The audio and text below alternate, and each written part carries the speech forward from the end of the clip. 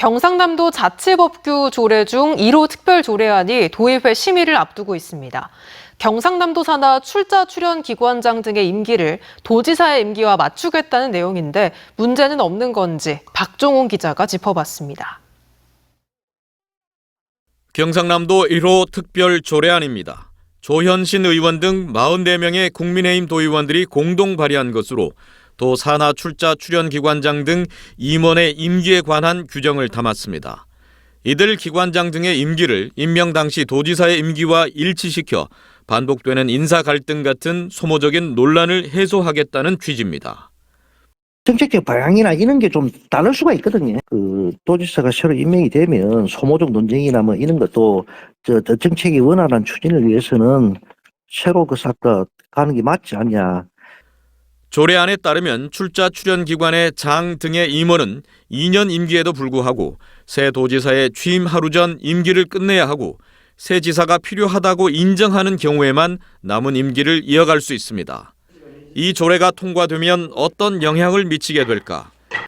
경남도 산하 17개 공기업과 출자 출연 기관 가운데 법령이 따로 임기를 정한 기관 등을 뺀 10곳이 이 조례에 적용을 받게 됩니다.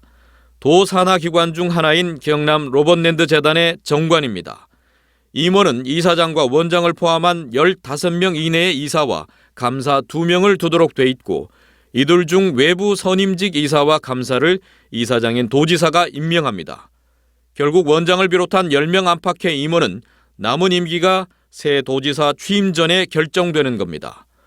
조례대로라면 기관장 등의 임기 연장 여부를 시기상 인사권도 없는 도지사 당선인 신분으로 결정해야 하는데 이게 과연 가능하고 또 타당한 일인지 의문이 듭니다.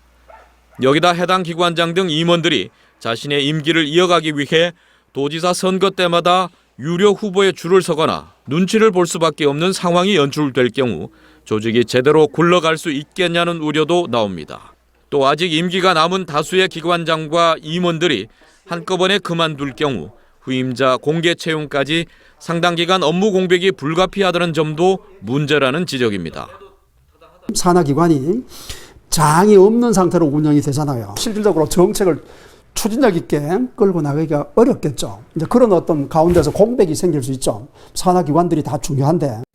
더군다나 상위법에는 지방자치단체는 출자 출연 기관의 자율적인 운영을 보장하도록 돼 있는데 하위 조례가 기관장 등 임원의 임기를 제한해도 되는 건지도 따져봐야 할 대목입니다.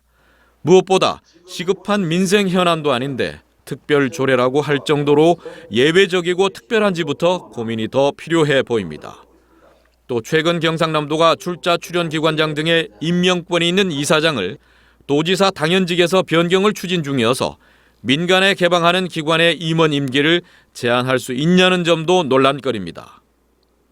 경상남도 1호 특별조례안에 대한 도의회 심의는 오는 11일 소관상임위인 이곳 기획행정위에서 진행될 예정입니다. MBC 뉴스 박종웅입니다.